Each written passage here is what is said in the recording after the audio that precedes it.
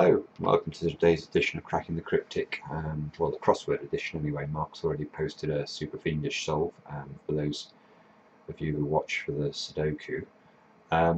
Today we're going to do a couple of things. I'm going to spend a bit of time later in the video reviewing today's Times crossword. This was one of the puzzles used in the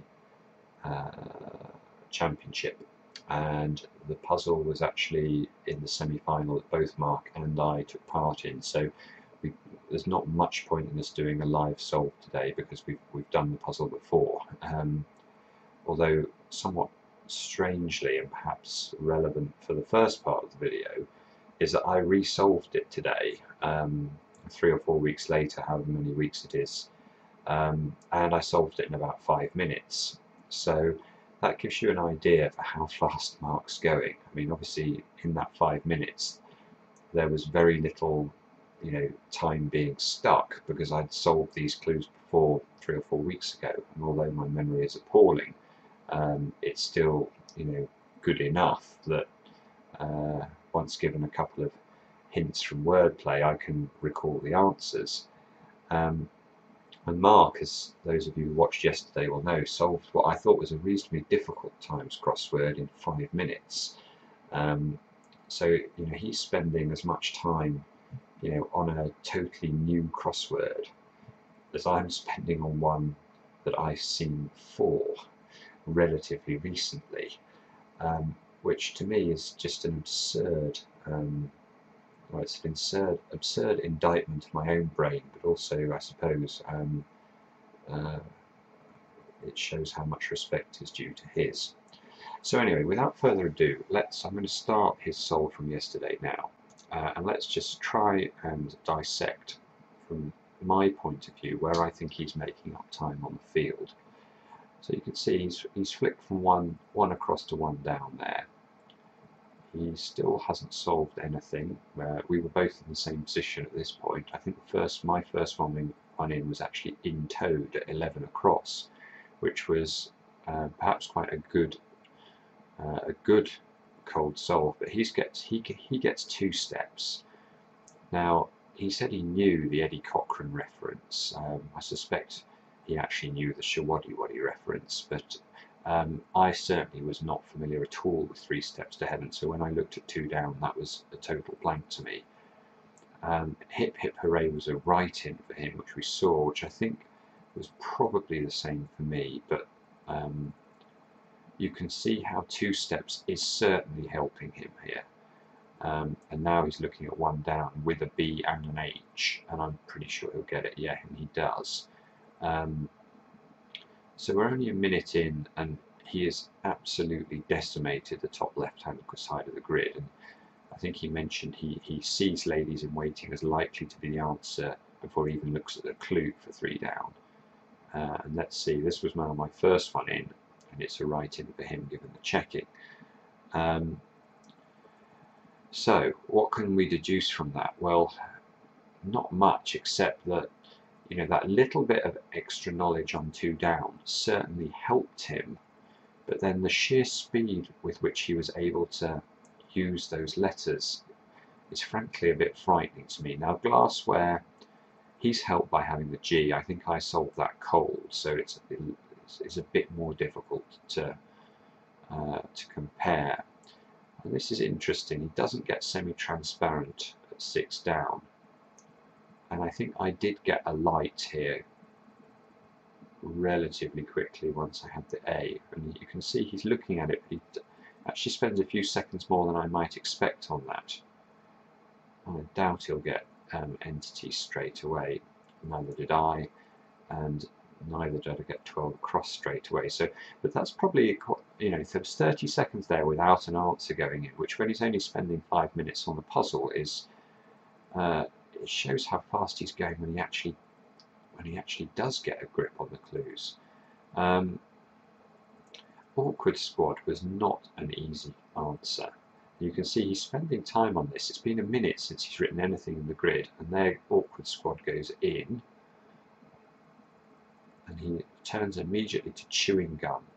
Now I did not solve this from no, see, and he has. He's immediately he's immediately got that and passed it. And then obedient is a writing for him. It took me probably 10 seconds to solve that clue once I'd seen it. Naomi was a writing for both of us. And then I think I did get Cognac. He was maybe 2 or 3 seconds faster than me there. And Revoke I saw, but probably took 20 seconds to pass correctly, because I was trying to make Rev and Gun, and I forgot that the sort of engine. So he's faster than me there as well. Now Clergyman is now writing for him because of the checking. He probably hasn't even bothered to work out why. And then Plan's easy. Now I think this was gilt-edged, wasn't it? And he fills in gold, so he can even make mistakes within his 5 minutes. Is he going to correct it now? No. Now this I think was a major difference. I think he writes in bust a gut here. I must have spent well over a minute on that clue, because it wasn't clear to me how to pass it correctly. Whereas he's obviously got that very fast. Now here we can see that's also very fast, and then he corrects his gold to make the gilt edge. Rattle he writes in, again that's much faster than I was there. And Totem, well, we were probably similar, and he was helped by having the T and the M. Now again you see that once he has a few letters, he basically sees the possibility and then fits the wordplay around the words that he's come up with in his sort of list in his mind. Moist I didn't get straight away, even once I had the M, because I wanted to make use of the ST, but I couldn't see the man reference. There we go, crotchety, and now he'll write in a light, I suspect. There's certainly an element of this, I think, that his reading speed is much faster than mine. He's actually able to read and digest the clues more quickly than I am. You can see man's also slowing him down slightly, but now entity is his last one in. He's just making sure. Okay, done. Yeah, I mean, what to say about that? What can we detect from it? An absolutely absurd time as well from John McCabe there. 4 minutes 13 on that. I mean, I just have no idea how you do that. I suppose we did spot about 30 or 40 seconds when Mark was sort of fishing around for his next answer. But seriously, this was not an easy puzzle. You can see here that there's some, top solvers, i.e. sort of top 10 in the championship, coming in at 7 minutes there. And my own time I wasn't disgusted with. I think it's coming up now. So, I mean, what can we say apart from the fact that we're privileged, I think, on the channel to see genuine genius at work. People bandy around the term genius a lot, and to me, if you use the word genius, it should be sort of a historically relevant term, and that's actually what you do have with Mark Goodliffe, is somebody who historically is unparalleled, and yeah, it's frightening to watch how quickly he goes. Right, I'm going to pause now while I get today's puzzle up. Okay, here it is. I think what we'll do is we'll have a look at some of the clues, and I'll just talk about the importance of reading the clue correctly, and I probably won't even write in any answers today, but we'll just talk about how to make sure we're reading clues correctly. I mean, let's just take a quick look at 10 across, for example. Stopped losing head and relaxed. Now this is about as easy a cryptic reading as it's possible to have. We have that instructional phrase in the middle of the clue there, losing head, which can only, in the words used in this clue in particular, refer to the word stopped. So we know this clue is a 6-letter word that means stopped, which we're going to take the first letter away from, and we're going to come up with a word that means relaxed. So that sort of clue I like, and it would be a good place to start in a puzzle like this, because there is no ambiguity. you can't really read this clue any other way, remembering as we do that there should always be a definition at the beginning or the end, except in some very unusual cases that we don't really have to know about. Let's try and find more examples where we can be very clear about what's going on. Let's look at 11 across, dash just across line. Okay, so if we're looking for instructional words in this clue, there are two that are possible, but one is far more likely than the other. Dash here could be used as an anagram indicator. You know, if you dash someone's head in, you know, you're doing damage to it, and that's often at the root of anagram indicators. But let's try and work out how that could work here. Well, if we dash the word just, it's just not going to give us enough letters. I suppose you could maybe think of across being abbreviated to A, so that would give you 5 letters, but you'd then be looking for a 5-letter word meaning line that was an anagram of J, U, S, T, and A, and it should be very quick for us all to just scan through the possibilities. I'm not seeing anything at all there. So the other reading is more likely, I think, and that's to read the other sort of instructional word in the clue, the word across, to indicate that we need to take a word that means just, a 4-letter word that means just, and place that across or around the outside of L, which is one of the common abbreviations for line. You could also see, I suppose, railway line, RY, very occasionally you might see that, but here I think that the most natural reading is the correct one. So you're looking for a word that means dash 5 letters, where you're going to take a 4-letter word meaning just and place it around the edge of the L. Now let's have a look again. 24 across, I like this clue. Oh, I should make sure that the grid sort of stays where it was, I suppose. There we are, sorry about that. Beef not cooked in rind of bacon. Now, here again, let's try and work out what the wordplay, where the instructions are for how to create the wordplay here. Well, it's very hard to see anything other than the word.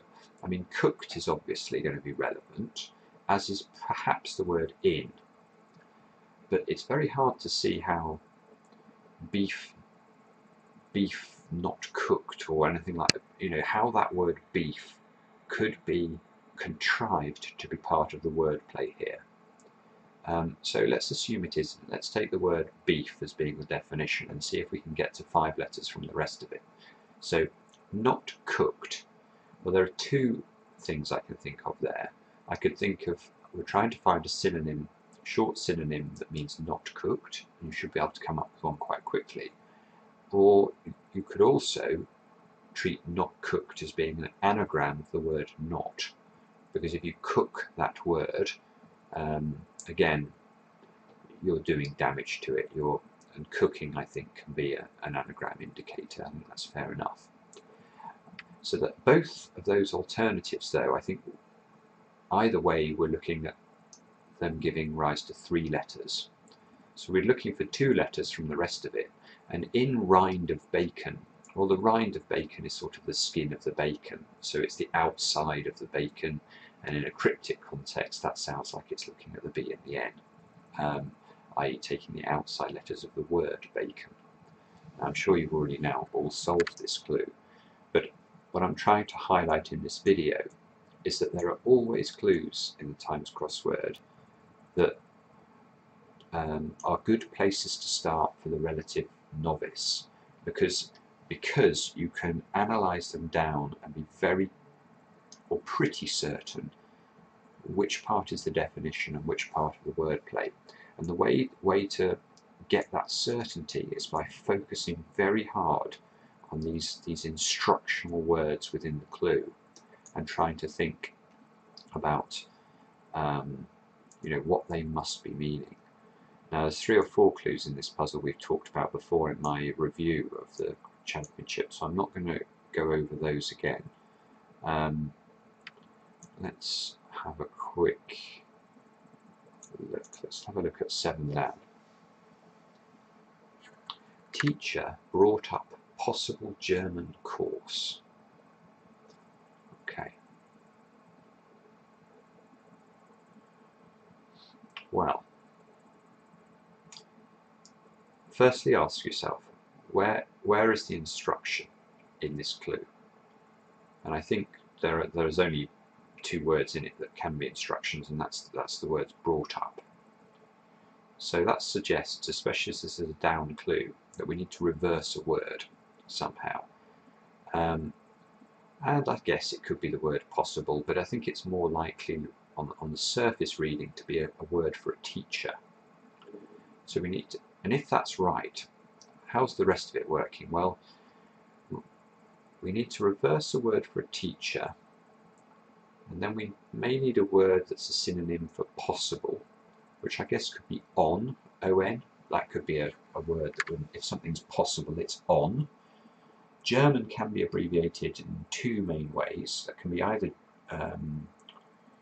GER or just simply G. And that would all give a word that meant a course. The other alternative would be to view the word possible or the words possible German as indicating we need something that would be an example of somebody perhaps who was a German. So you know, a common German name, for example, like Hans or something like that, could be what's required. But I think that the key here is to think of a short synonym for a teacher, or what you might call a teacher, reverse that, and then try and come up with a 7-letter word based off that beginning that gives you the word course. We'll do one more. Okay, let's have a look at this. This is perhaps more difficult. Good for nothing ordered goods. 3-3. Now, there's only one instructional word there, and that's the word ordered. And that would seem to indicate that we need to look for an anagram. But when we look for the 6 letters, we can't find them. So that's annoying, because if you got to this clue, you would be fairly confident, I think it should be an anagram based off what we've been discussing so far, but it doesn't seem to work, so we need to think harder. So the only other way I think that we can read this clue is that you're looking for a word, 3-3 expression that either means good for nothing, or it means goods, perhaps in a sense of, you know, traded goods. And then if it meant good for nothing, you must be looking for a short synonym that means ordered, followed by either a short synonym that means goods, and that's very hard to think of anything, or perhaps we need to think more cryptically. And if we can remember that G is a valid abbreviation for good, then goods could, in some senses, be a series of G's, perhaps 2 G's, and that should be enough to get you to the answer. The difficulty here is coming up with that reading of the word goods.